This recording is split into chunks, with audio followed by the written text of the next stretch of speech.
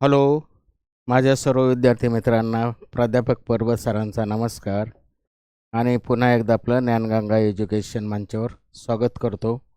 आणि आपला superposition of the waves हा टॉपिकचा सेकंड पार्ट सुरू करतो आपण. फर्स्ट पार्ट आपण याच्या अगोदर पाहिला.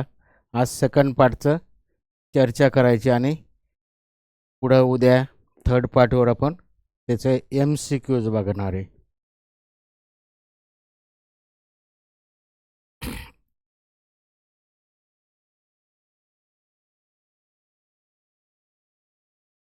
Superposition of the waves.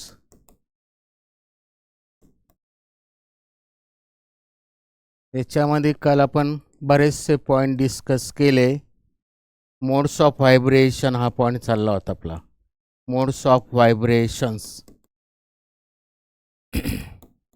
तर modes of व्हायब्रेशन्समध्ये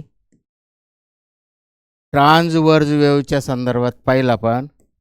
transverse stationery waves.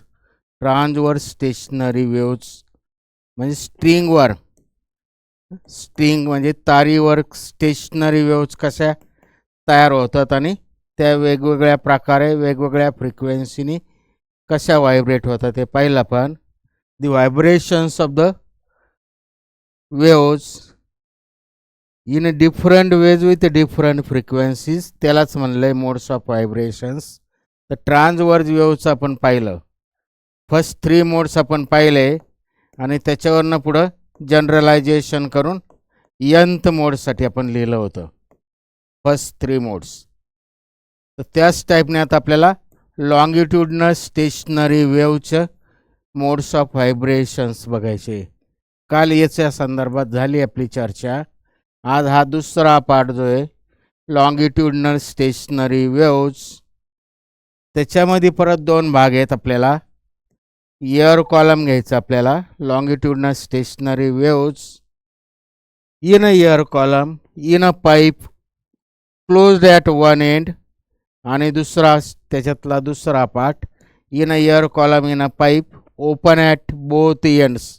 ते दोन्ही केसेस बघायचे आहे. तर air column in a pipe closed at one end आणि air column in a pipe open at both ends, तिथं मोड्स ऑफ व्हायब्रेशन कसे होतात ते बघायचं. सिमिलर स्ट्रिंग्सवर जसे आले होते, स्ट्रिंगवर जे आले होते ते ट्रान्सवर्स स्टेशनरी वेव्हज होत्या. आणि आता एअर कॉलममध्ये जे काय येणार आहे दोन्ही केसेसमध्ये त्या longitudinal stationary waves in a air असं येणार आहे. Longitudinal stationary waves in a air. तर त्याच्यापैकी ओपन ॲट क्लोज्ड ॲट पहिलं घेतो मी. Closed at one end, closed at one end दोन्ही सायमल्टेनियसली बघू आपण कम्पॅरेटिव्हली. कालचं सुद्धा त्याच्याशी रिलेटेड आहे पण ते आपलं झालेलं आहे त्यामुळे ते इथं त्याच्या संदर्भात फार जास्त बोलण्याची आवश्यकता नाही. आणि open at both end similarity सगळ्यामध्ये. Open at both ends. तर एअर कॉलम मी घेतला. Air column in a pipe closed at one end. Pipe घेतला, कोणता तरी पाईप, स्टीलचा पाईप असू नाही तर तो PUC पाईप असू, कोणत्याही मटेरियलचा एनी मटेरियलचा पाईप घेतला. 3 केसेस बघू आपण. 3 केसेस आणि त्याच्यावरनं जनरलायझेशन करू. कालच्यासारखं जसं स्ट्रिंगचं पाहिलं होतं त्याच टाईपनी कम्पॅरेटिव्ह आपण बघू. आता इथं हा pipe in a air column in a pipe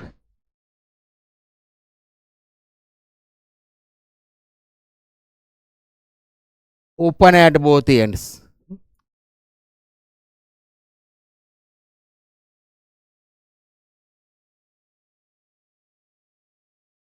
हा पाईप घेतला मी open at both ends. 3 cases बघायचे त्यामुळे ते तिन्ही केसेसचे मी थोडक्यात डायग्राम काढतो. आपल्याला कन्सेप्ट कळला पाहिजे. कन्सेप्ट जर कळत असेल तर आपल्याला त्याच्यावरचे MCQs कन्सेप्टनीच बरेचसे MCQs सुटत असतात. फॉर्म्युले असे सेपरेट पार्ट करायची फार काढायची गरज नसते. ते आपल्याला कन्सेप्च्युअल कळत असेल तर ते कन्सेप्टने लगेच सुटतात.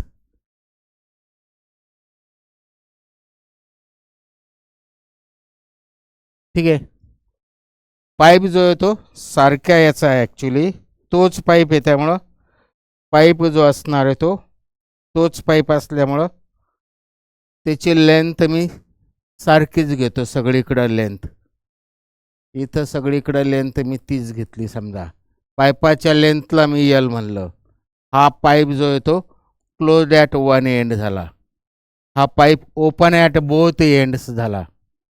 इथला पाईप जो आहे तो ओपन ॲट बोथ एंड्स झाला. ही पहिली केस, दुसरी केस आणि तिसरी केस.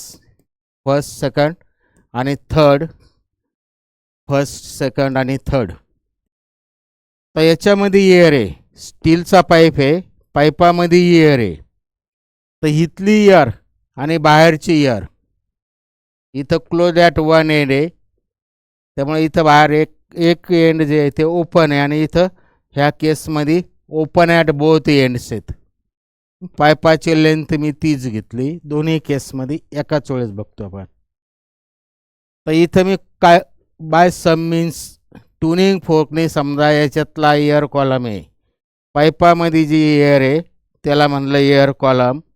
तर इथला air column in a pipe close at one end म्हणजे ह्या पाईपमध्ये जेवढा एअर आहे तो झाला air column in a pipe close at one end.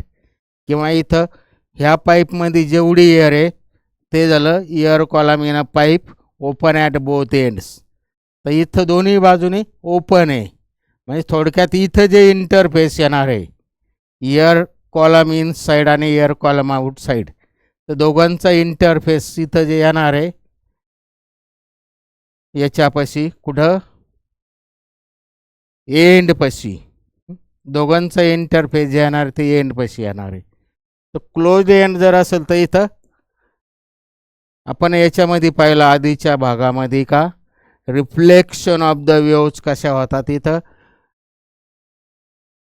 इथं ज्या आहे त्या लॉंगिट्यूडनल स्टेशनरी वेव्ज मला क्रिएट करायच्या by means of the tuning fork. मी त्या इथं क्रिएट केल्या.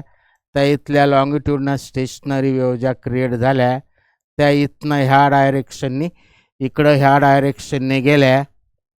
ह्या डायरेक्शनने गेल्या. इथं क्लोज एंडपाशी इन्सिडंट होऊन तिथनं रिफ्लेक्ट झाल्या. तर गेलेल्या वेव्ज आणि रिफ्लेक्ट झालेल्या वेव्ज असं दोघं मिळून त्या सुपर इम्पोज होईल. आणि by basic of the principle of superposition तर इथं हाफ लूप तयार होणार आहे. हाफ लूपची लेंथ जी असते ते किती, एका लूपची लेंथ λ/2 असते. दोन लूपची लेंथ, दोन लूप मिळून एक स्टेशनरी वेव्ह तयार होते. दोन लूपची लेंथ लॅम्बडा, त्यामुळे एका लूपची लेंथ λ/2 झाली आणि त्यामुळे हाफ लूपची लेंथ λ/4 झाली. तर इथं बेसिक हे लक्षात घ्यायचं का क्लोज्ड एंडपाशी नोड फॉर्म होतो आणि ओपन एंडपाशी अँटी नोड फॉर्म होतो. इथं मी ट्युनिंग फोर्क दाखवत नाही, ट्युनिंग फोर्क डायग्राममध्ये दाखवत नाही. ओपन एंडपाशी अँटी नोड फॉर्म होतो. हे फर्स्ट मोडमध्ये असा व्हायब्रेट होईल. इथं फर्स्ट मोडमध्ये काय होणार आहे, सेम टाईपने ट्युनिंग फोर्कने इथं ट्यून केले तर इथं ट्रान्सवर्स म्हणजे लॉंगिट्युडनल प्रोग्रेसिव्ह वेव्स तयार होणार.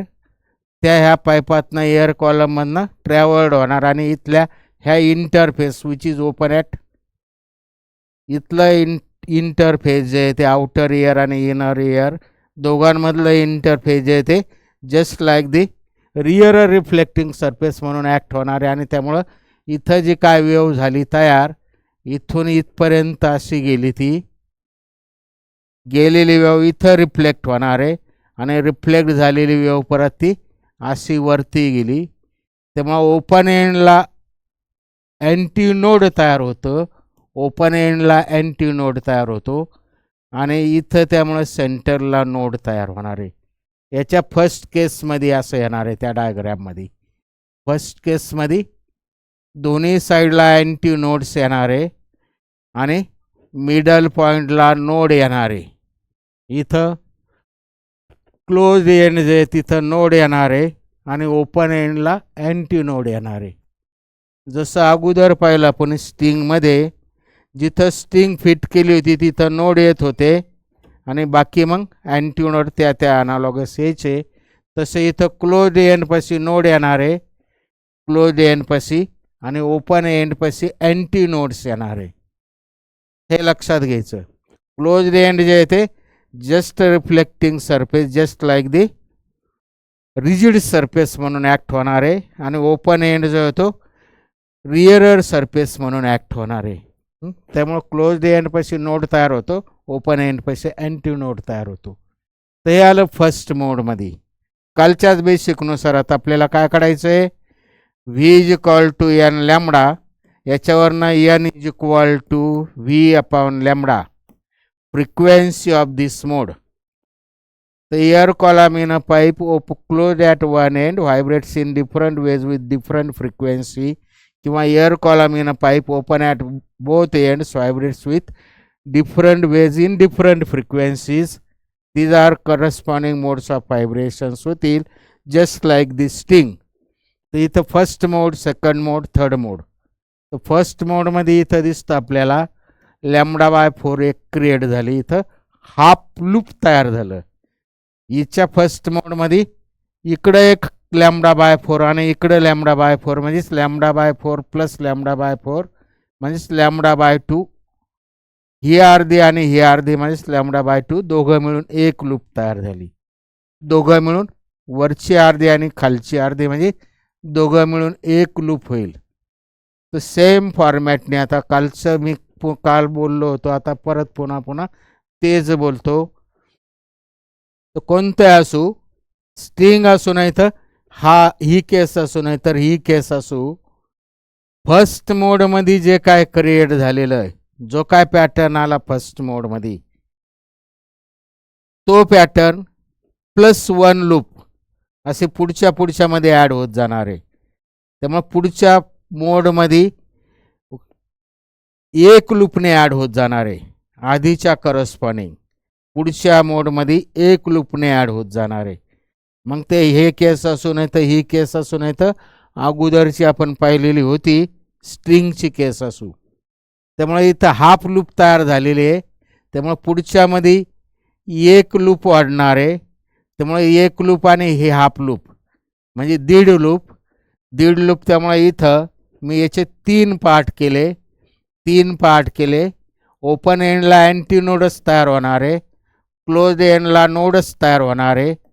ओपन एंडला अँटी नोडच तयार होतो, क्लोज एंडला नोडच तयार होतो. ओपन एंडला अँटी नोडच तयार होतो, क्लोज एंडला नोड तयार होतो. त्यामुळे इथं सगळे अँटी नोड्स येणार आहे. तर ठीक आहे, याच्यामध्ये हाफ लूप झाले. आता इथं हाफ लूप अधिक वन लूप म्हणजे इथं दीड लूप तयार होणार आहे, दीड लूप.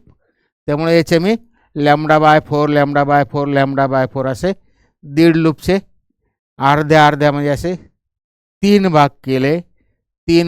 त्याच्यापैकी ही पहिला भाग जो आहे तो ह्या टाईपनी येणार आहे आणि पुढची जी लूप येणार आहे ती म्हणजे ह्या टाईपनी. कळण्या इतकं आपण लक्षात घ्यायचं, इथं कळण्या इतकं.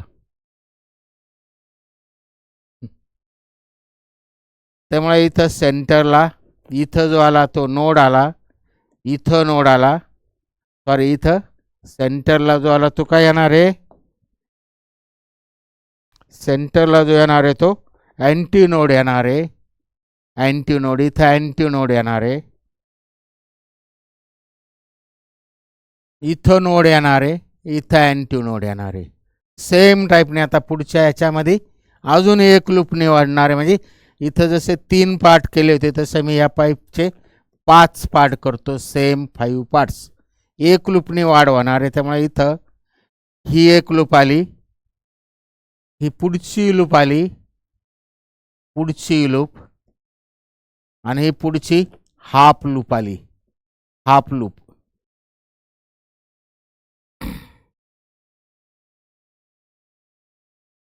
ह्या टाईपने इकडनं आली, रिफ्लेक्ट झालेली. ॲक्च्युली मी डॉटेड लाईनी दाखवतो, प्रॉपर डॉटेड लाईनी गेलेली वेवाने रिफ्लेक्ट झालेली. प्रॉपर याने दाखवतो मी. डॉटेड लाईनला इथं मिनिंग आहे node, antinode, node, antinode, node, antinode ह्या टाईपनी तिथं पॅटर्न येणार आहे. आता इथं काय होणार आहे, दोन्ही साईडने अँटीनोड येणार आहे. हे λ/2 टोटल λ/2 झालं, त्यामुळे हे λ/4 हे λ/4 प्लस एका लूपचं हे λ/4 आणि हे λ/4 म्हणजे 4 पार्ट करावं लागतील इथं. ह्या पाईपचे 4 पार्ट, सेंटरपासून खाली 2 आणि वरती 2. त्यामुळं वरती हाफ लूप तयार होणार आहे, खाली हाफ लूप तयार होणार आहे, ज्या अर्थी अँटीनोड ओपन एंडला फॉर्म होतो. म्हणजेच इथं मध्ये सेंटरला पूर्ण लूप येणार आहे, पूर्ण लूप. त्यामुळे ही आलेली वेव ही रिफ्लेक्ट झालेली वेव डॉटेड लाईनने दाखवलं मी. डॉटेड लाईनला मिनिंग असतं. सेम टाईपने आता इथं काय होणार आहे, अजून एक लूपने वाढ होणार आहे. पुढच्या पॅटर्नमध्ये आधीचं जे आलं त्याच्यामध्ये एक लूपने वाढ होत जाते, कोणतंही असू. मग पुढच्यामध्ये एकनी जे काय फंडामेंटलमध्ये आलं त्याच्यामध्ये एक एक लूपने वाढ होत जाते. त्यामुळे इथं 4 पार्ट केले होते मी, इथं 6 पार्ट करतो याच्यासारखे, 1 2 3 आणि वरती 3. त्यामुळे इथं अँटीनोड तयार होणार आहे, वरती अँटीनोड येणार आहे. म्हणजे इथं मध्ये अशी 2 लूप्स येणार आहे, मध्ये 2 लूप्स येणार आहे. अँटीनोड एक पार्ट 6 पार्ट केले, 1 2 3 4 5 आणि 6 पार्ट झाले. तर इथं ह्या टाईपनी इथं एक लूप आली, पुढची एक लूप अशी येणार आहे. कळण्या इतकं पण लक्षात घ्यायचं, कळण्या इतकं. आणि मग पुढची हाफ लूप अशी, हाफ लूप पाईपाची लेंथ तिचे. Antinode node, antinode node, antinode node, antinode. तर ह्या टाईपने तो पॅटर्न तयार होणार आहे. तर फर्स्ट मोडमध्ये जी फ्रिक्वेन्सी आली त्याच्यापेक्षा सेकंड मोडमध्ये वेगळी येणार आहे, त्याला मी व्ही अपॉन करस्पॉन्डिंग लॅम्बडा वेगळा असणार आहे. डिफरंट मोडमध्ये व्हायब्रेट होते स्ट्रिंग, किंवा आधीचं किंवा इथं एअर कॉलम डिफरंट मोडमध्ये व्हायब्रेट होते. त्यामुळे डिफरंट फ्रिक्वेन्सी डिफरंट असणार आहे, वेवलेन्स डिफरंट असणार आहे. इथं या डायग्राममध्ये थोडं बेसिक कळत असेल तर इथली वेवलेंथ वेगळी आहे, इथली वेवलेंथ वेगळी आहे. इथं अर्धीच लूप बसली, इथं 1.5 लूप बसली, इथं 2.5 लूप बसली. त्यामुळे लांबी तीच लांबी आहे पाईपाची लेंथ. त्यामुळे वेवलेंथ बदलणार आहे. इथली वेवलेंथला मी λ1 म्हणलं, इथल्या वेवलेंथला मी λ1 म्हणलं. इथली फ्रिक्वेन्सी बदलणार आहे, इथली वेवलेंथ बदलणार आहे. इथल्या वेवलेंथला मी λ2 म्हणलं, λ2. त्या लांबीवर जे ह्या लांबीवर λ/4 बसले, लांबी जे त्या लेंथवर λ/4 म्हणजेच अर्धी लूप बसली. तसं इथं लांबी तीच आहे, त्या लांबीवर त्या लेंथवर λ/4 अधिक λ/4 अधिक λ/4 म्हणजेच 3 वेळेस λ/4, 3 वेळेस λ/4 बसले इथं. हा याचा करस्पॉन्डिंग लॅम्बडाला λ1 म्हणलं मी. तसंच ह्याच लांबीवर इथं किती बसले, λ/4 अधिक लॅम्बडा अधिक λ/4 अधिक λ/4 अधिक λ/4 म्हणजे 5 वेळेस करस्पॉन्डिंग λ/4 बसले. करस्पॉन्डिंग लॅम्बडाला आपण λ2 म्हणलं. सेम टाईपने आता इथं ह्या लेंथवर किती, हे λ/2 अधिक λ/2 म्हणजेच λ/4 अधिक λ/4 म्हणजेच किती झालं, λ/2 बसले. इथं n जी व्ही अपॉन लॅम्बडाचे येणार आहे. इथला n1 जो येतो व्ही अपॉन λ1 येणार आहे. इथला n2 जो येतो व्ही अपॉन λ2 येणार आहे. तर ह्या लांबीवर इथं लॅम्बडा करस्पॉन्डिंग किती लॅम्बडा बसले, λ/4 अधिक λ/4 अधिक λ/4 अधिक λ/4 म्हणजे 4 वेळेस λ/4 म्हणजे 4 λ/4 म्हणजे एवढं राहिलं. इथं किती, 1 2 3 4 5 6 λ/4 बसले. त्यामुळे करस्पॉन्डिंग लांबीवर जे काय λ/4 ते 6 झाले, 6 λ/4 6 म्हणजेच हे लॅमडा आणि हा अर्धा लॅमडा म्हणजे 3.5 लॅमडा झालं खरं. हे 1 लॅमडा आणि हा वरचा आणि खालचा म्हणजे 1.5 लॅमडा झाला इथं खरं. म्हणजे 6 लॅमडा बाय 4 म्हणजेच करस्पॉन्डिंग म्हणजे 3 लॅमडा बाय 2 म्हणजे 1.5 लॅमडा. तर सेम फॉर्मॅटने आता याची फ्रिक्वेन्सी आली व्ही. थोडं लक्षात घ्यायचं पण ट्रान्सवर्स स्टेशनरी वेव्ह ज्या होत्या ट्रान्सवर्स, त्या ट्रान्सवर्स प्रोग्रेसिव्ह वेव्स गेलेल्या आणि रिफ्लेक्ट झालेल्या दोन्ही तारेच्या दोन्ही एंडपासनं गेलेल्या आणि रिफ्लेक्ट झालेल्या त्या ज्या काय प्रोग्रेसिव्ह ट्रान्सवर्स वेव्ह होत्या त्याच्यापासून स्टेशनरी तयार झाल्या होत्या. त्याची व्हेलॉसिटी एवढी होती ट्रान्सवर्स वेव्हची. तशा इथं लॉंगिट्युडनल वेव्सपासून गेलेल्या आणि रिफ्लेक्ट झालेल्या याच्यापासून लॉंजिट्युडनल स्टेशनरी वेव्स तयार झाल्या. आणि लॉंजिट्युडनल वेव्ह ज्या आहे त्या डिफरंट मीडियममध्ये लॉंजिट्युडनल प्रोग्रेसिव्ह वेव्हची व्हेलॉसिटी म्हणजे थोडक्यात आपल्याला साऊंड वेव्हची म्हणा पाहिजे तर व्हेलॉसिटी सॉलिडमध्ये वेगळी असते, लिक्विडमध्ये वेगळी असते, गॅसेसमध्ये वेगळी असते. तारीवरच्या ज्या त्या ट्रान्सवर्स स्टेशनरी होत्या त्या प्रोग्रेसिव्ह ट्रान्सवर्स प्रोग्रेसिव्हपासून तयार झाल्या होत्या का ज्या फक्त सॉलिडमधनं जातात. तशा इथल्या ज्या आहेत त्या लॉंगिट्युडनल प्रोग्रेसिव्ह वेव्स गेल्या आणि रिफ्लेक्ट होऊन त्याच्यापासून लॉंगिट्युडनल स्टेशनरी वेव्स तयार झाल्या. का लॉंगिट्युडनल ज्या वेव्ज आहे त्याची व्हेलॉसिटी डिफरंट मीडियममध्ये डिफरंट असते. त्यामुळे तिथं जसं व्हीची किंमत आपण √T/m टाकली होती तशी इथं आपण व्हीची किंमत वेगवेगळ्या मीडियममध्ये वेगवेगळी येणार आहे. त्यामुळे मी ती किंमत टाकत नाही, व्ही तसाच ठेवतो. व्ही तसाच आहे 1/λ. इथला पण व्ही व्हेलॉसिटी ऑफ द जी काय वेव्ज आहे तीच राहणार आहे. मीडियम तेच आहे एअर मीडियम. इथं पण व्ही तोच राहणार आहे. करस्पॉन्डिंग लॅमडाच्या किमती काढल्या आणि टाकल्या. सेम टाईपने इथं करस्पॉन्डिंग लॅमडाच्या किमती वरती दिसतात डायग्राममध्ये त्या काढल्या आणि टाकल्या. सेम फॉर्मॅटने लॅमडाच्या किमती ज्या काय त्या दिसतात डायग्राममध्ये त्या फक्त इथं त्या व्हॅल्यूज टाकल्या पण लॅमडाच्या व्हॅल्यूज. तर इथं लॅमडाची व्हॅल्यू जी काय येते इथं जी येते ती इथं दिसते. इथं लॅमडा झाला 4L, लॅमडा झाला 4L.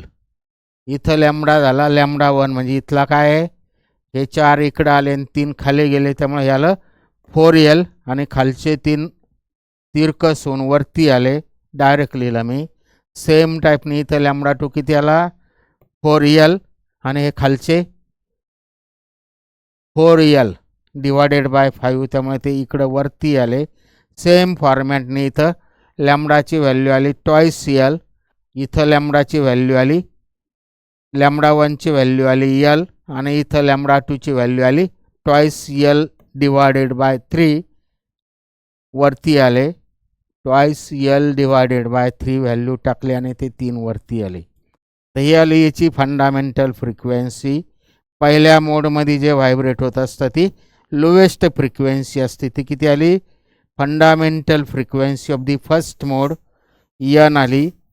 पुढच्या सेकंड मोडची इथं हे V/4L एवढ्याची किंमत मी in terms of the N लिहिलं मी. V/4L इथं दिसतं. त्यामुळे N1ची किंमत जी आली ती किती आली N1 = 3N आलं. इथं N2ची व्हॅल्यू सेम फॉर्मॅटनी 5 याची किंमत N आहे त्यामुळे N2ची किंमत आली 5N. हा पहिला N, दुसऱ्याची N1 N2. त्यामुळे याच्या ज्या किमती आल्या N. इथं जे काय आले डिफरंट मोड्स ऑफ व्हायब्रेशनच्या frequency in terms of the fundamental लिहिली तर पहिलं आलं N, दुसऱ्या मोडची आली 3N, तिसऱ्या मोडची आली 5N, चौथ्या मोडची 7N. जनरलायझेशन केलं मी जनरलायझेशन.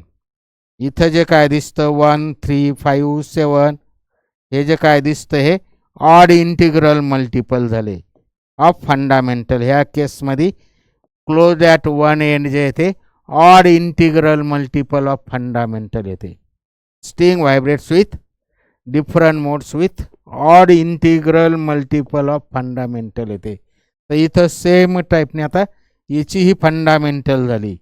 n1 ची किंमत इन टर्म्स ऑफ द nच्या फॉर्ममध्ये करायचं असेल तर इथं 2 आहे, त्यामुळे इथं 2नी डिवाइड केलं मी आणि 2नी मल्टिप्लाय केलं, 2नी डिवाइड केलं आणि 2नी मल्टिप्लाय केलं. ते व्ही अपॉन लॅम्बडा जे आहे त्याला 2नी डिवाइड केलं आणि 2नी मल्टिप्लाय केलं. तर हे एवढा जो पार्ट आला त्याची व्हॅल्यू झाली किती? n झाली. त्यामुळे n1 ची किंमत आली ट्वाईस n, किंवा इथं n2 ची किंमत आली एवढ्याची व्हॅल्यू इथं फंडामेंटलमध्ये n दिसते. त्यामुळे n2 ची व्हॅल्यू जी आली ती 3n आली. त्यामुळे इथं जे जनरलायझेशन करून लिहिलं तर मी n पुढच्या मोडची n1 in terms of the n म्हणजे ट्वाईस n झालं. त्याच्या पुढच्या मोडची 3n झालं. समजा चौथा मोड घेतला तर 4n येईल. जनरलायझेशन केलं पुढचं आपल्याला nth टर्म लिहिता येईल किंवा इथली nth टर्म लिहिता येईल. ते लिहायला आपल्याला फार वेळ नाही, आवश्यकता नाही, लिहित बसून त्याच्यात वेळ जातो. तर इथं का आलं? 1 2 3 4 म्हणजे इंटिग्रल मल्टिपल ऑफ n आले, म्हणजे इंटिग्रल मल्टिपल ऑफ फंडामेंटल आलं. तर इथं ह्या केसमध्ये जो काही air column vibrates with all integral आलं. ऑल इंटिग्रल 1 2 3 4 म्हणजे ऑल इंटिग्रल आले. All integral multiple of fundamental. फंडामेंटलचे सहगुणक जे आहेत ते 1 2 3 4 आहेत. nचे सहगुणक 1 2 3 4 आहे, म्हणजेच all integral multiple of fundamental आलं. इथं nचे सहगुणक जे आहे ते 1 3 5 7 आहे, म्हणजे ऑड इंटिग्रल आलं. ह्या केसमध्ये ऑड येतं, ह्या केसमध्ये ऑल येतं. का जे आपलं स्ट्रिंगमध्ये पण ऑल आले होते, स्ट्रिंगमध्ये ऑल इंटिग्रल आलं होतं, तसं इथं स्ट्रिंगसारखं इथं all integral multiple of fundamental आलं. स्ट्रिंगचं जे बेसिक तेच इथं क्लोज्ड किंवा ओपन ॲट बोथ एंड्स त्याच टाईपने. फक्त लक्षात आपण एवढंच घ्यायचं का स्ट्रिंगमध्ये जे त्या ट्रान्सवर्स स्टेशनरी वेव्ज गेलेल्या आणि आलेल्या रिफ्लेक्ट होऊन तिथं सुपरपोजिशनच्या बेसिकनुसार म्हणजे ट्रान्सवर्स प्रोग्रेसिव्ह वेव्ज रिफ्लेक्ट होऊन तिथं ट्रान्सवर्स स्टेशनरी वेव्ह तयार झाल्या होत्या. तिथं ट्रान्सवर्स स्टेशनरी वेव्ह होत्या. तसं इथं लॉंगिट्युडनल स्टेशनरी वेव्ज आहे, किंवा ह्या केसमध्ये लॉंगिट्युडनल स्टेशनरी वेव्ज आहे.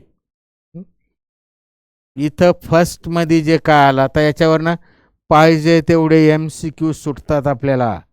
थेरी MCQज असो नाही तर न्यूमरिकल असो, पण बेसिक कन्सेप्ट जर लक्षात घेतलं, फिजिक्समध्ये बेसिक कन्सेप्ट लक्षात घेतलं तर त्या इन्स्टंटला आपल्याला तो फॉर्म्युला किंवा ते सगळं पुढं आपल्याला असं नजरेसमोर लक्षात येत असतं आणि मग ते अप्लाय करता येतो आपल्याला. तो फॉर्म्युला माहिती असून उपयोग नसतो. तो फॉर्म्युला नेमका का आला तो नजरेसमोर आपल्याला कधी येतो, कन्सेप्ट कळत असेल तर. आणि त्यामुळे इथं आपण जरी 5 आणि 10 मिनटं एक्सप्लेन करत असलो तर एकदा ते कन्सेप्ट लक्षात आलं का सेकंदामध्ये आपल्याला हे सगळं रिमेमराईज करून आपल्याला ते फॉर्म्युले त्यावेळेस तयार करून आपल्याला अप्लाय करता येतात. फॉर्म्युले पाठच करायचे नसतात आणि होतही नसतात. कोणी काही बोलत असेल, हा फॉर्म्युला असा पाठ करा, घरी जाऊन 10 वेळेस वरडा, रूममध्ये मोठ्याने बोला, ते बोलण्याचा भाग झाला स्टेजवर. तसे फॉर्म्युले लक्षात राहत नाही. फिजिक्समध्ये हजारो फॉर्म्युले, मॅथ्समध्ये हजारो फॉर्म्युले, केमिस्ट्रीमध्ये हजारो फॉर्म्युले. विशिष्ट काही लिमिटेड असते तर मग ठीक आहे, लक्षात राहिलं असतं. तर हे हजारो फॉर्म्युले आणि त्याच्यामध्ये अजून काहीतरी वेगळ्या स्ट्रिक्स हजारो देणारे असतात. त्यामुळे त्या स्ट्रिक्सची परत अजून 1000नी वाढली तर फॉर्म्युले 1000 आणि स्ट्रिक्स 1000 असे 2000 4 फॉर्म्युले आपल्याला पटकन लक्षात येत नाही. आणि ते एवढे फॉर्म्युले तर शक्य नसतं. ते बोलण्याचा भाग झाला, स्टेजवर बोलण्याचा भाग झाला. तर त्या स्टिक ज्या आहे त्याची फार गरज नसते. स्टिक ज्या आहे त्या मोजक्या स्टिक्स लागतात. असं काहीतरी कशा तरी नावावरनं काहीतरी विचित्र स्टिकची गरज नसते. कन्सेप्च्युअल स्टिक्स असेल तर ठीक आहे. त्यामुळे काहीही सांगण्यात उपयोग नसतो. तर त्यामुळं कन्सेप्ट जर डोक्यात घेतलं तर आपल्याला ते क्वेश्चन सुटत असतात. Otherwise that is not possible. फिजिक्समध्ये अजिबातच पॉसिबल नाही. तर याच्यामध्ये फर्स्ट पॅटर्नमध्ये आपण स्ट्रिंगमध्ये पाहिलं होतं. फर्स्ट पॅटर्नमध्ये जे तयार झालं त्याच्यामध्ये पुढं एक एक लूपनी वाढ होईल. फर्स्टमध्ये जे तयार झालं इथं दोन बाजूला अर्धी लूप होते, त्यामुळे इथे एक लूपनी वाढ झाली. आणि जर इकडे अँटीनोडचाच फॉर्म होता तो ओपन एंडला, तर ह्या वरती सर्कलमध्ये लूप येईल.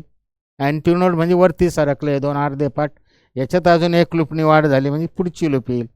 तर याच्यावरनं आता आपल्याला जनरलायझेशन करायचं. इथं एक नोड आणि एक अँटीनोड आला, अर्धी लूप आली. पुढच्यामध्ये किती? 2 नोड आणि 2 अँटीनोड येतील. इथं 3 नोड आणि 3 अँटीनोड्स येतील. 3 नोड आणि 3 अँटीनोड्स, 3 अँटीनोड्स आणि 3 नोड्स, 3 नोड्स आणि 3 नोड्स हे झाले आणि 3 अँटीनोड्स हे झाले. जनरलायझेशन करतो आपण. तर फर्स्ट मोडमध्ये अर्धी लूप आली म्हणजेच त्याची वेवलेंथ झाली λ/4. सेकंड मोडमध्ये 1.5 लूप आली त्यामुळे त्याची वेवलेंथ झाली 3 λ/4.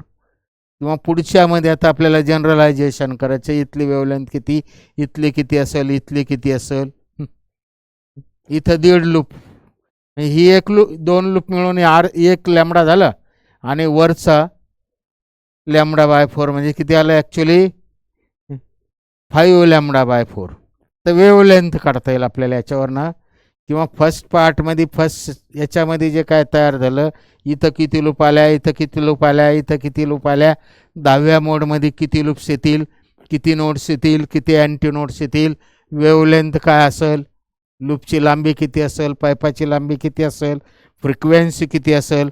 फर्स्ट मोडची जी काय फ्रिक्वेन्सी आहे, तर थर्ड मोड सेकंड मोडची जी आली ती ऑड इंटिग्रल आहे त्यामुळे ती 3 पट झाली. थर्ड मोडची जी आहे ती 5 पट झाली. इथं ऑड इंटिग्रल असल्यामुळे ती काय फर्स्टची जी आली त्याच्यात 3 पट पुढची झाली. पुढच्याची ऑड असल्यामुळे ते त्या पद्धतीने त्या प्रोपोर्शनमध्ये ते येणार आहे. तर इथं इवन असल्यामुळं पहिल्यामध्ये जी आली त्याच्या डबल पुढच्यात येईल, त्याच्या पुढं त्या क्रमाने ऑल इंटिजर असल्यामुळं त्या पटीत वाढत जाईल. सेम टाईपने इथं नोड्स किती, अँटी नोड्स किती, वेवलेंथ किती, इथं त्या टाईपने इथं मी जे बोललो तसं ॲनालॉगस असे अनेक क्वेश्चन तयार होतात. MCQs तयार होतात. ते थिअरी होतात आणि न्यूमरिकल पण होतात.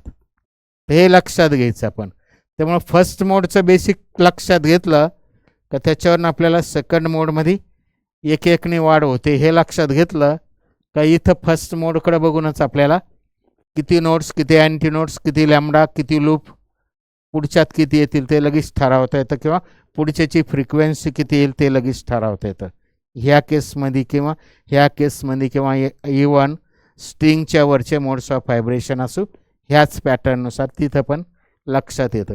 हे फॉर्म्युले पाठ नसत्या करायचे. इथं हाफ लूप तयार होती. हाफ लूपची लांबी किती आहे λ/4, त्यामुळे इथं 4 येणार आहे खाली.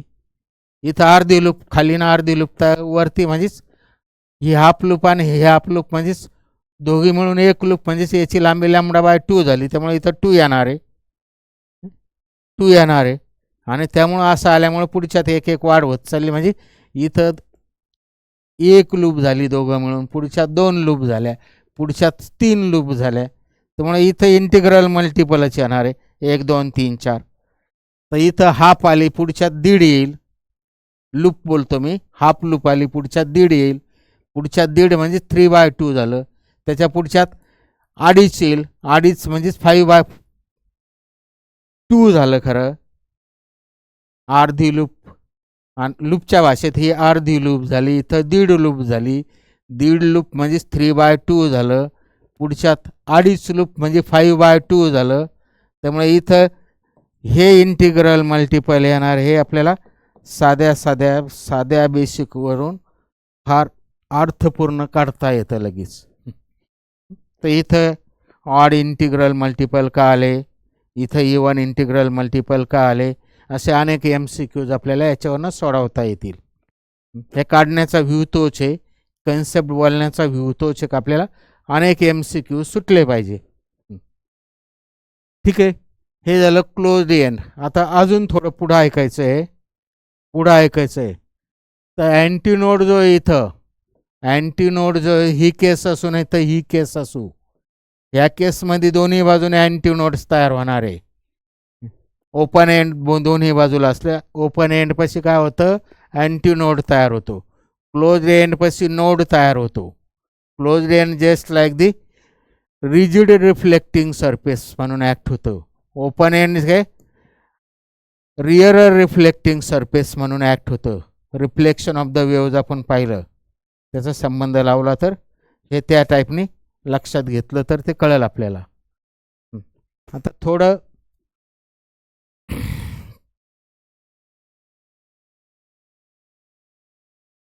पुढं अजून बोलतो.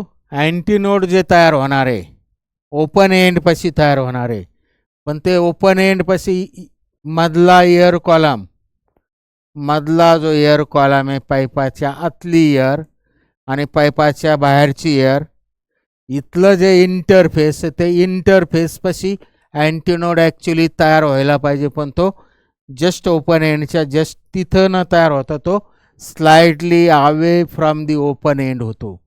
ओपन एंडच्या जे काय आहे त्याच्या तिथं होण्याऐवजी तो असा थोडा वरती होतो तयार. का होतो वरती?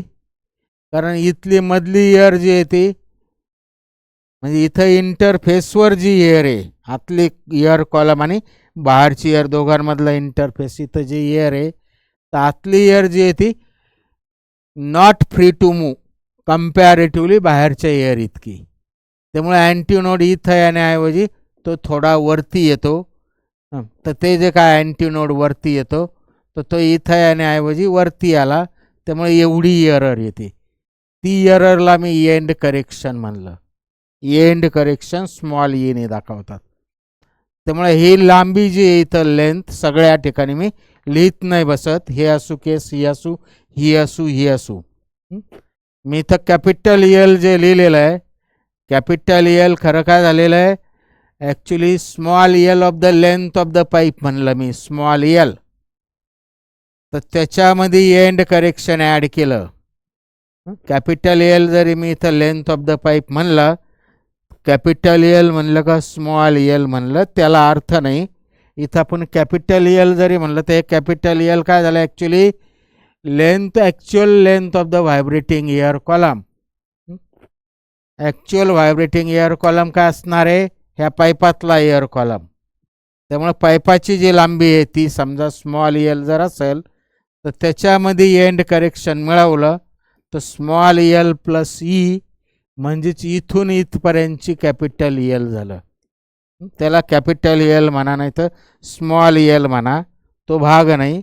फक्त इथं आपण जे काय लेंथ दाखवली ती लेंथ निश्चित तेवढी नसून विथ एंड करेक्शन एवढं गृहीत धरायचं. ही केस असू नाही तर ही केस असू, कारण अँटीनोड जो आहे तो एक्झॅक्टली ओपन एंडला क्रिएट नाही होत. त्यामुळे इथं ही केस असेल तर एकाच बाजूला इकडं एरर येणार आहे किंवा एंड करेक्शन जे आहे ते ह्याच साईडला येणार आहे. एवढं एंड करेक्शन इथं एवढंच येणार आहे. त्यामुळं ती पाईपाची जी लेंथ आहे ती प्लस एंड करेक्शन हे दोघं मिळून हे कॅपिटल एल होईल. ते दोघं मिळून इथली लेंथ होईल, जे काय कॅपिटल एलनी दाखवलेलं असू नाही तर स्मॉल एलनी. तर टोटल इथून इथपर्यंत जे आहे ती हा एल होईल. ह्या केसमध्ये सगळीकडे तसं आता इथं काय होणार आहे, ह्या केसमध्ये काय होणार आहे, अँटीनोड जो आहे तो इथं नाही आता तो इथं थोडा वरती येणार आहे सेम बेसिकनुसार. आणि इथं एकाच बाजूने नाही आहे, इथं दोन्ही बाजूने एंड करेक्शन, दोन्ही बाजूने पाईप ओपन आहे. त्यामुळे इकडं पण अँटीनोड इथं नाही आता थोडा बाहेर येईल. त्यामुळे इकडचं एंड करेक्शन आणि इकडचं एंड करेक्शन वरती जेवढे येणार आहे तेवढंच येणार आहे. त्यामुळं हा एलमध्ये काय आहे, जी काय लेंथ म्हणलं पण त्याच्यामध्ये हे ट्वाईस ई, ई अधिक ई म्हणजेच ई आणि हा ई दोघांचं प्लस करून म्हणजेच इथपासून इथपर्यंत ही जी काय लेंथ आहे ती म्हणजे हा एल होईल. मग तो कॅपिटलने दाखवा नाही तर स्मॉलने दाखवा, तो भाग नाही. तर एवढं लक्षात घ्यायचं. तर जिथं एंड करेक्शन दिलेलं न्यूमरिकलमध्ये तिथं आपल्याला त्या टाईपने घ्यावं लागेल. आणि निग्लेक्ट एंड करेक्शन म्हणलं तर निग्लेक्ट करावं लागेल. किंवा काहीच म्हणलेलं नसेल एंड करेक्शन तर आपल्याला जी काय पाईपची लेंथ आहे तीच कन्सिडर करावं लागेल. पाईपची लेंथ म्हणजेच actual vibrating measured vibrating length of the air column होईल. त्याच्यामध्ये एंड करेक्शन दिलं का नाही त्यानुसार आपल्याला न्यूमरिकल सोडवताना ॲप्लाय करावं लागेल. तर व्हॉट इज एंड करेक्शन पाहिलं आपण. ते कसं अप्लाय करायचं, कुठं करायचं, काय करायचं ते पाहिलं आपण. ते झालं मोड्स ऑफ व्हायब्रेशन किंवा एंड करेक्शन. आता थोडं अजून बोलतो मी, इथंच बोलतो किंवा पुढच्या पेजवर घेतो मी.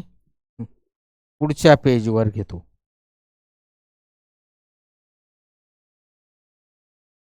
What R harmonics. हार्मोनिक्स आणि ओव्हरटोन्स म्हणजे काय. हार्मोनिक्स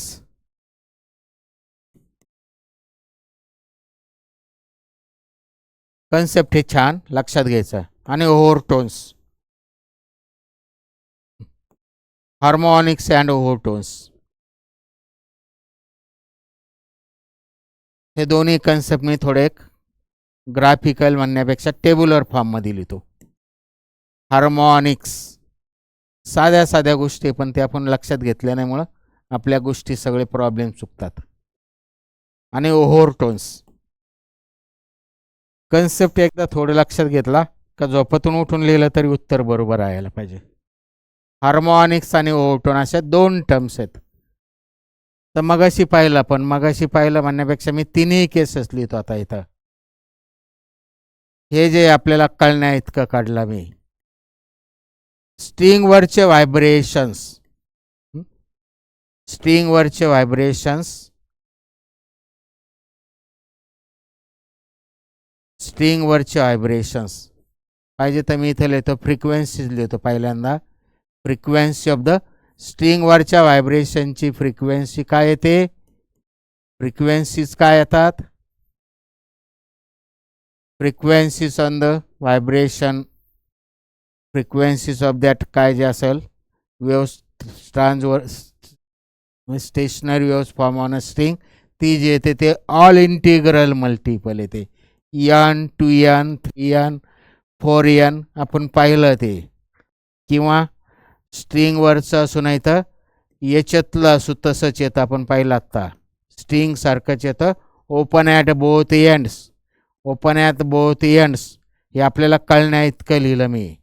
आपल्याला एवढं कळत असेल का पुढचं सगळं त्याचं लिहिता येतं. मगाशी मी बोललो त्याचं सेम टाईपनी येतं. आणि क्लोज ॲट वन एंड जर असेल तर काय येतं. क्लोज ॲट वन एंड असेल तर त्याचं काय येतं. फ्रिक्वेन्सी ज्या येतात त्या n 3n 5n 7n ह्या टाईपनी फ्रिक्वेन्सीज येतात. तर नीट ऐकायचं आता. ह्या क्लोज ॲट वन एंडच्या झाल्या स्ट्रिंगवरच्या आणि त्याच टाईपनी ओपन ॲट बोथ एंड्स झाल्या. याची फ्रिक्वेन्सी जी येते ती याची फ्रिक्वेन्सी n जो येतो तो 1/2 याची लांबीला l म्हणलं. अंडर रूट त्याची व्हेलॉसिटी एवढी असते ती ज्याच्यापासून तयार झाली. याची फ्रिक्वेन्सी जी येते ते या तारीवरच्या वेव्ह जे या एअर कॉलममधल्या किंवा लॉंगिट्यूडनल आहे त्यामुळं लॉंगिट्यूडनल वेव्हची व्हेलॉसिटी वेगवेगळी असते. त्यामुळं इथं व्हीची किंमत जशी टाकली तशी इथं मी नाही टाकत.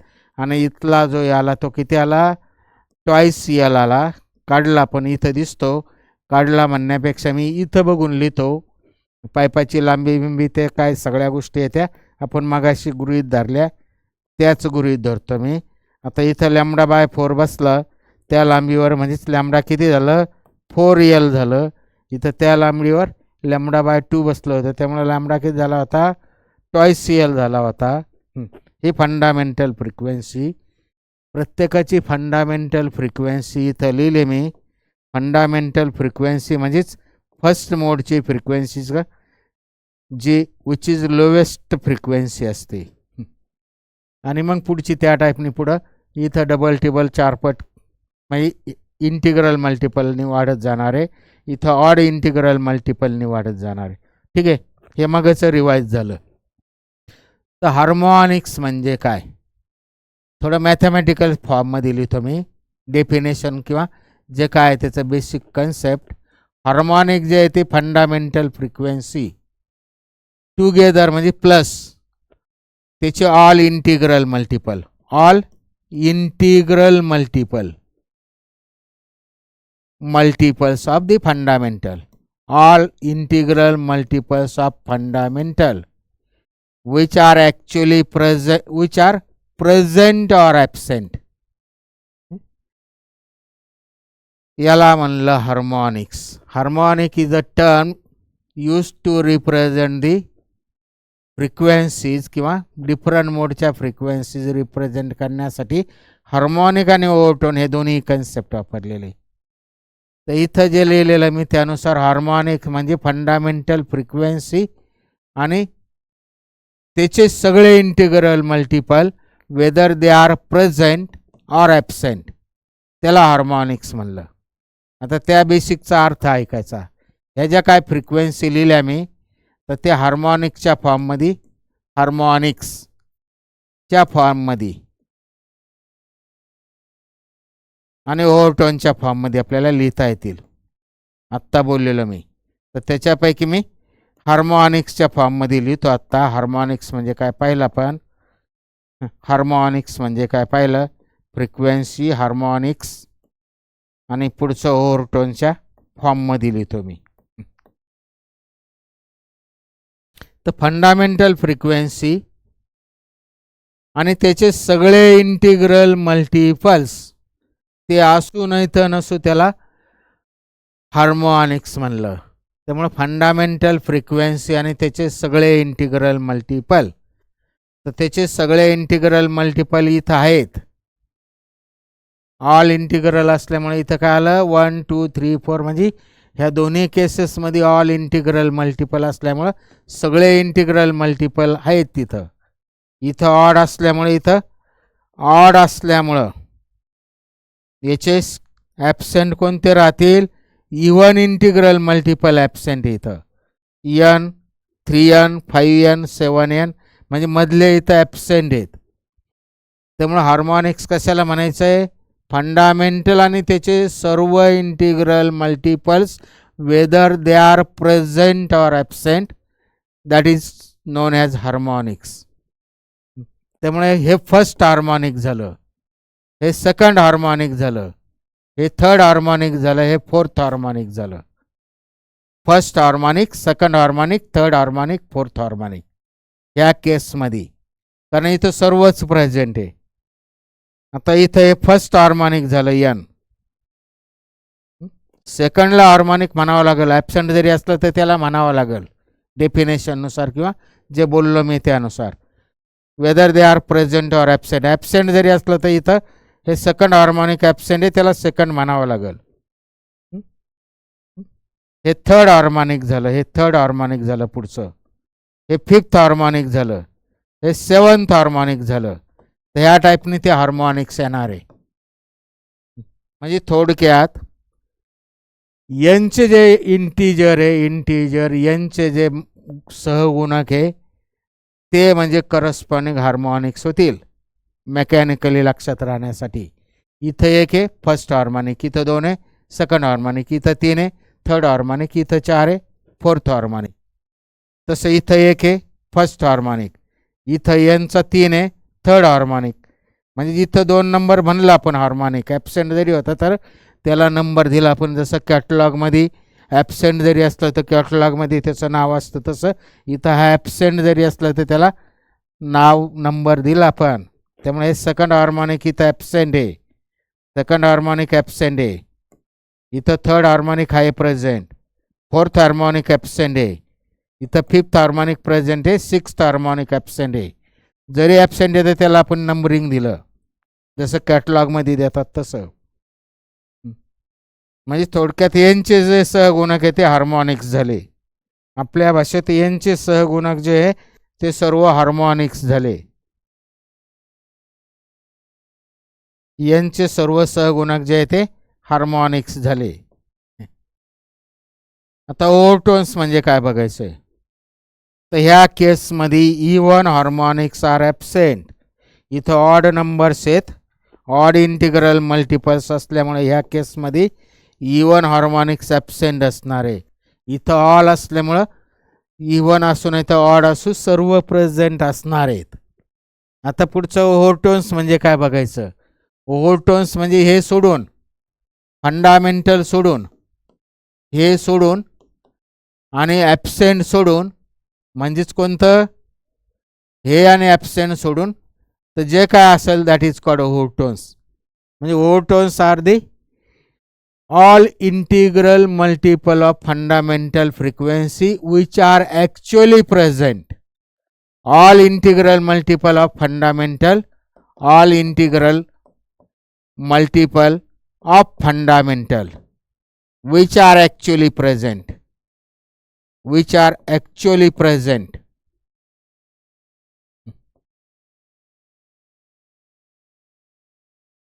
Except fundamental, त्याला ओव्हरटोन्स म्हणलं.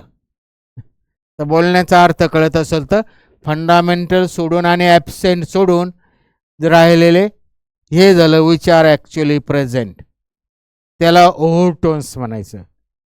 त्याला ओव्हरटोन्स म्हणायचं म्हणजे थोडक्यात क्रमवार हे सोडून, फंडामेंटल सोडून, फंडामेंटल सोडून तिथं डॅश येईल.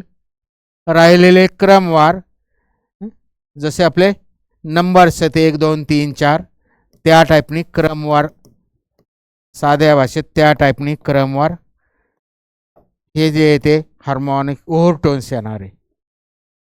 ॲक्च्युली प्रेझेंट त्याला ओव्हरटोन्स म्हणलं.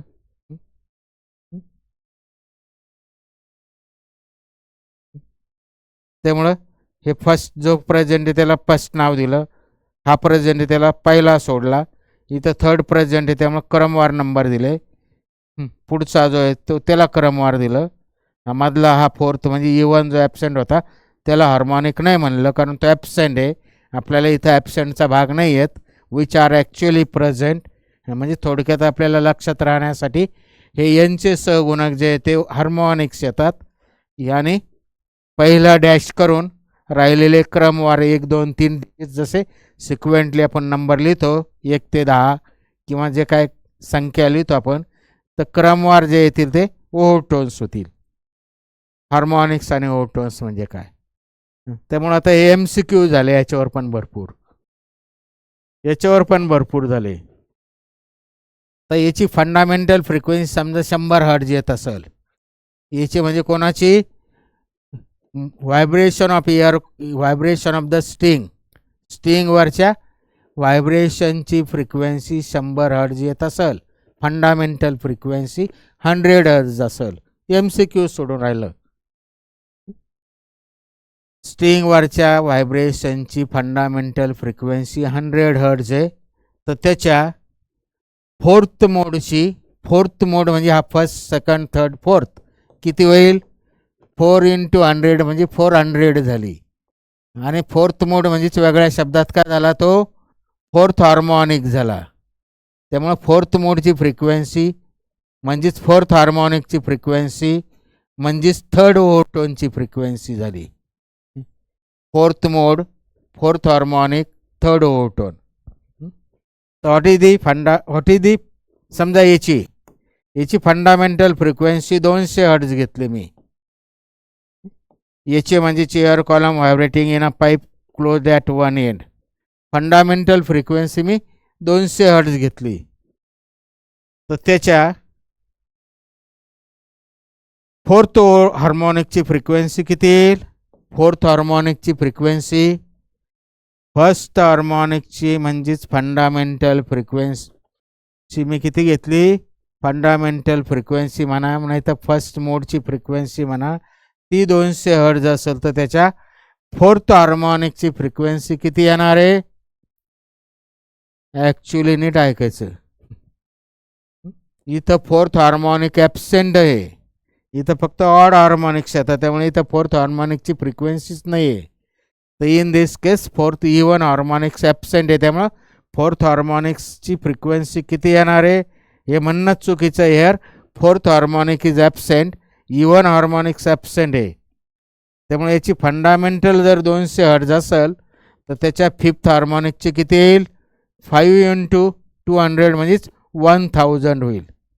त्याच्या फिफ्थ मोडची कोणत्या मोडची होणार आहे खरी फर्स्ट मोडची 200 असेल तर त्याच्या थर्ड मोडची फ्रिक्वेन्सी इथं इवन ॲबसेंट असल्यामुळं हा फर्स्ट मोड झाला, हा सेकंड झाला, हा थर्ड झाला. MCQ सोडून राहिलो आपण. फर्स्ट मोडची frequency the frequency of the air column vibrating in a pipe closed at one end is 200 hertz. So what is the frequency of its third mode? कोणती झाली ती 200 × 5 म्हणजे 1000 झाली. किंवा what is the frequency of the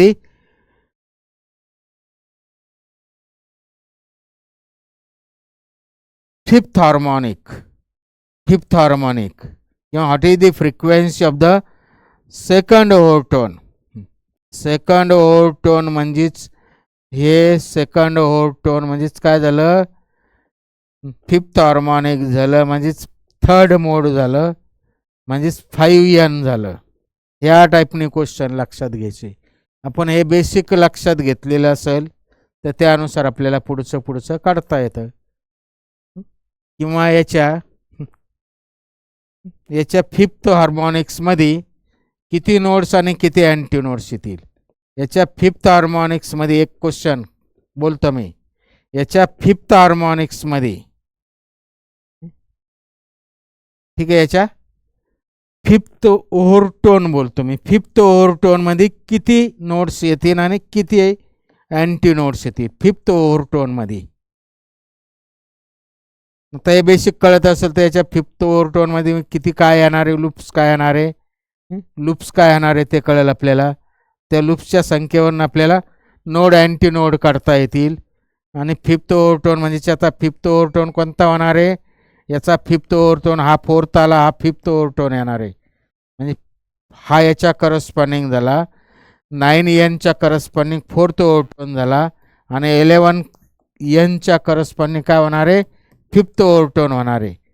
fifth ओव्हरटोनची frequency किती होणार आहे मग याच्या फिफ्थ ओव्हरटोनची फ्रिक्वेन्सी म्हणजे 11 × फर्स्ट ओव्हरटोनची जर 100 जर असेल तर फिफ्थ ओव्हरटोनची फ्रिक्वेन्सी 11 × फर्स्टची 200 घेतला मी 11 × 2 = 22 म्हणजे हे 2200 झालं हर्ट्ज.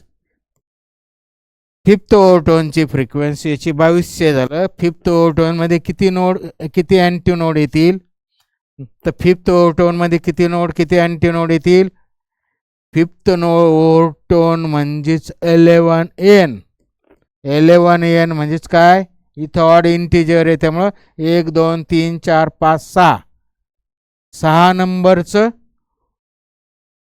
मोड होणार आहे. 6 नंबरचा मोड. फर्स्ट मोडमध्ये अर्धी लूप येते.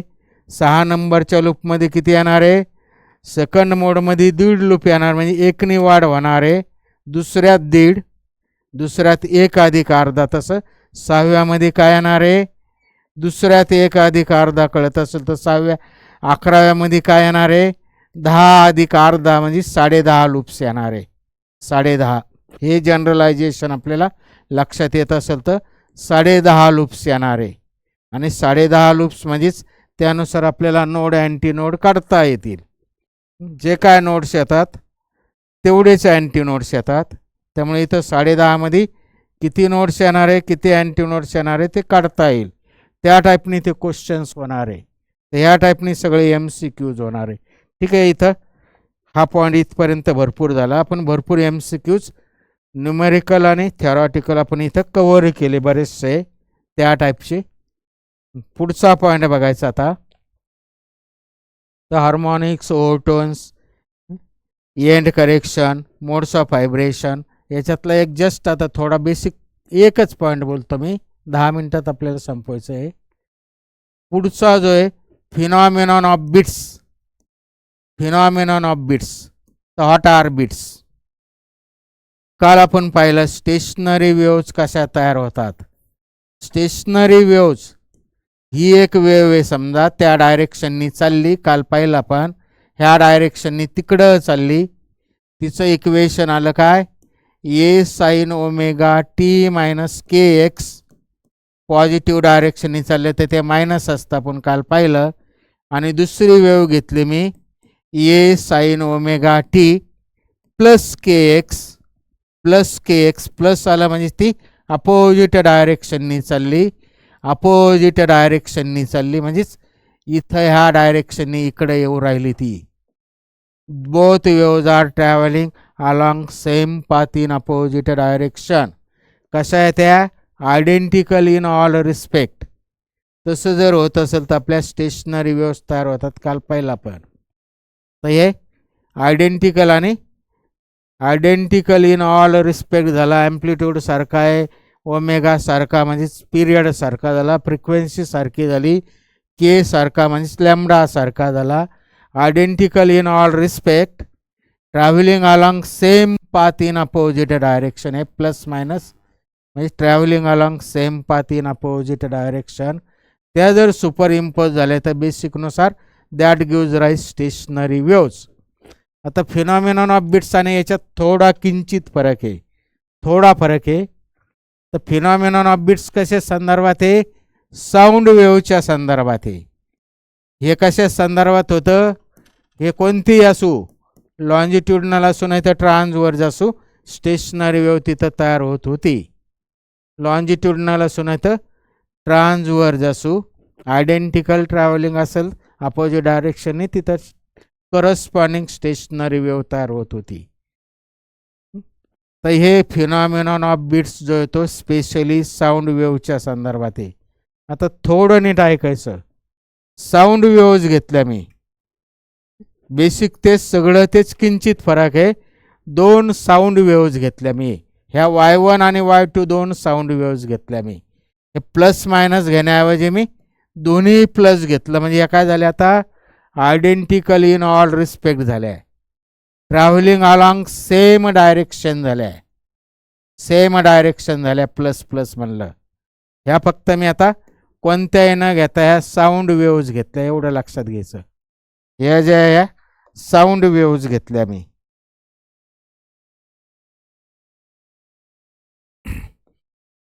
थोडा किंचित फरक केला मी, किंचित फरक केला. काय केलं, आयडेंटिकल इन ऑल रिस्पेक्ट मगाशी जसं होतं तसं फक्त मी आता इथं स्लाइट डिफरन्स इन फ्रिक्वेन्सी घेतो.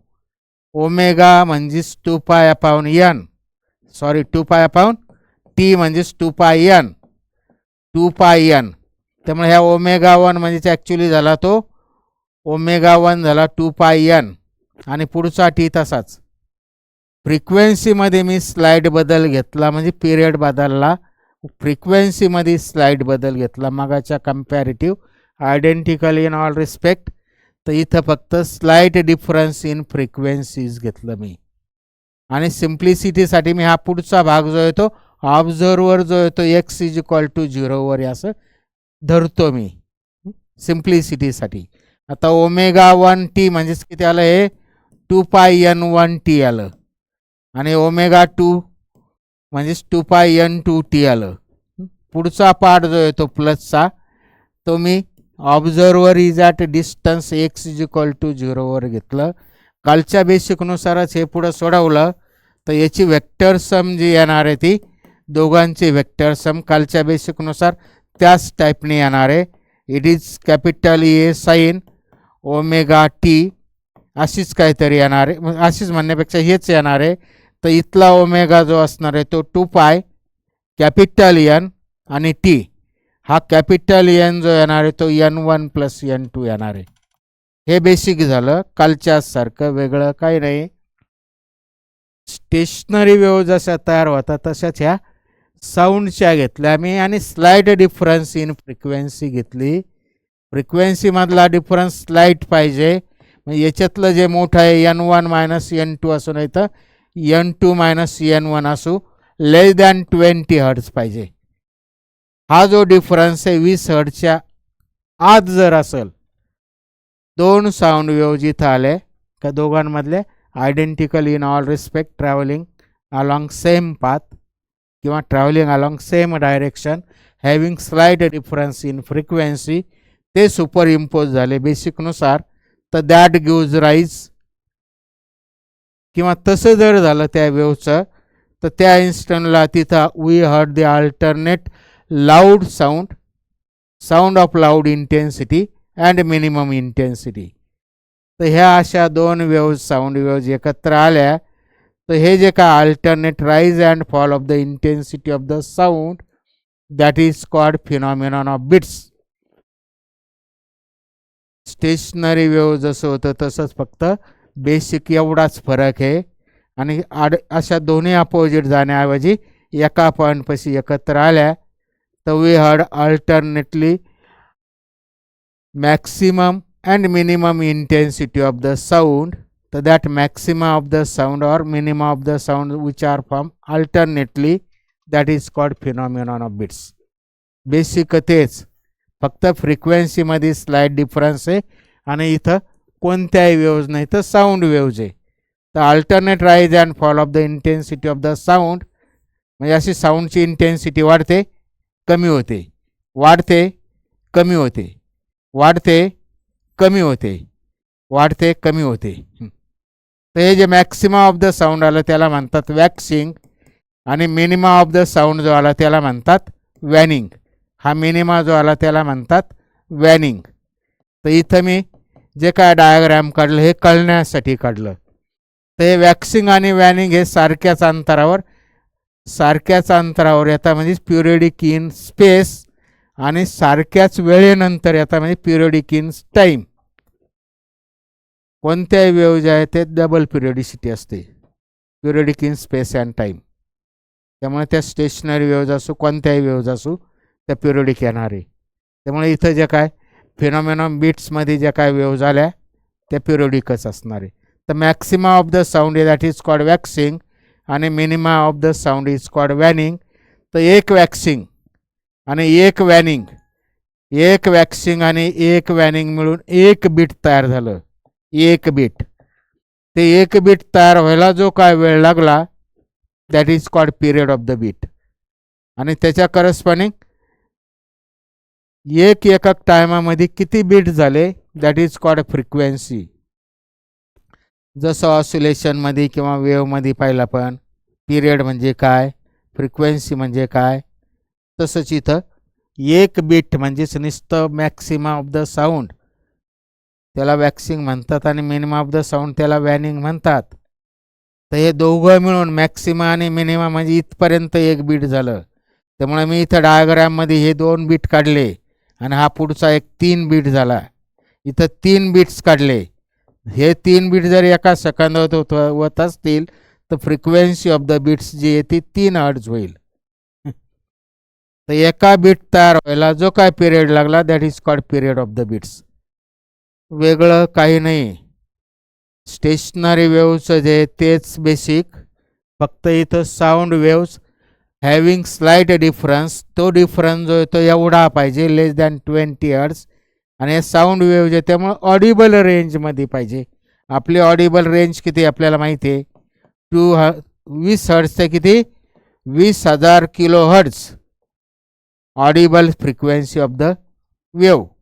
ऑडिबल साऊंड वेव्ह आपल्याला ऐकू येणारा आवाज. काल आपण लिहिलं होतं सोनिक, इन्फ्रासोनिक, अल्ट्रासोनिक. तर ते जे काय साऊंड वेव्ह ते आपल्या ऑडिबल रेंजमध्ये पाहिजे. फ्रिक्वेन्सी डिफरन्स 20पेक्षा कमी हर्ट्ज असेल तर एकाच वेळेस इथं 2 आवाज येत असतील तर आपल्याला alternate maxima and minima of the sound ऐकू येतो. तर that rise or fall of the intensity of the sound which we heard that is called beats किंवा फिनॉमिनॉन ऑफ बिट्स. तर एक मॅक्सिमा आणि एक वॅनिंग, मॅक्सिमाला वॅक्सिंग म्हणतात, मिनिमाला वॅनिंग म्हणतात. तर एक मॅक्सिमा आणि एक वॅनिंग जे काय आहे त्याला म्हणतात एक बीट्स. त्या एक बीट्स तयार व्हायला लागणारा time that is called period. आणि त्याच्यानुसार number of beats per second that is called frequency. हे आधीच्या बेसिक सारखंच येणार आहे. आता थोडं आपलं संपलेलं आहे तरी जस्ट 2 मिनटं मी रिवाईज करतो. तर स्टेशनरी वेव्हमध्ये जसे असे स्टेशनरी वेव्ज मग त्या कोणत्याही टाईपच्या असू, लॉंगिट्युडनल असू नाही तर ट्रान्सवर्स असू, स्टेशनरी वेव्ह ज्या का आल्या होत्या आपल्या स्टेशनरी वेव्ज. ठीक आहे, तीनच लूप घेतो मी. ह्या स्टेशनरी वेव्ज आल्या होत्या. स्टेशनरी वेव्हमध्ये जसं नंबर ऑफ लूप्स येतात, हे इथले पार्टिकल जे आहे ते नोड्स येतात. नोड्स म्हणजे the particle which are actually do not vibrate that are called nodes, आणि दी पार्टिकल जे मॅक्सिमम ॲम्प्लिट्यूडने व्हायब्रेट होतात त्यांना अँटी नोड्स म्हणलं होतं.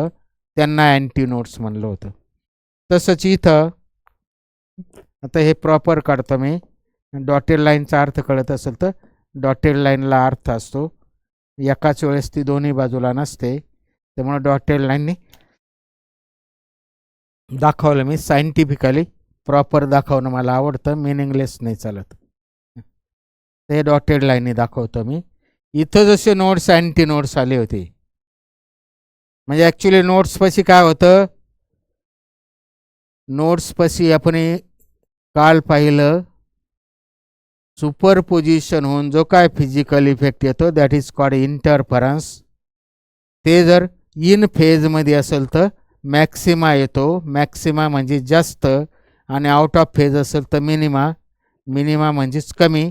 त्यामुळे हे नोड्स अँटी नोड्स ॲक्च्युली इथले मॅक्सिमा झाले, इथले अँटी नोड्स म्हणजे हे मॅक्सिमा झाले, म्हणजे तिथे ते त्या वेव्ह ज्या आहेत त्या इन फेजमध्ये झाल्या, आणि नोड्स जे आहे ते मिनिमा झाले, म्हणजे तिथं त्या वेव्ह ज्या आलेल्या आहे त्या आउट ऑफ फेज झाल्या. तसंच इथं वॅक्सिंग म्हणजे हा मॅक्सिमा म्हणजेच वॅक्सिंग झाला, आणि मिनिमा म्हणजेच वॅनिंग झाला. त्यामुळे मॅक्सिमापाशी त्या ज्या आलेल्या आहेत त्या इन फेज झाल्या, आणि मिनिमापाशी ज्या आलेल्या आहेत त्या आउट ऑफ फेज झाल्या. म्हणजे इथं पण आपण इथे सुपरपोजिशनच होतं, मी कालपासून बोलतोय. सुपरपोजिशन ऑफ द वेव्स होऊन जो काय फिजिकल इफेक्ट प्रोड्यूस्ड होतो दॅट इज कॉल्ड इंटरफरन्स. मग तो कानाला दिसतो का, डोळ्याला दिसतो का, अजून कशाला, ते जे काय सेन्स ऑर्गन असेल. साऊंड वेव्हचा इंटरफरन्स तयार झाला का, जो air column in a pipe closed at one end पाहिला आपण, किंवा air column in a pipe open at both ends पाहिला.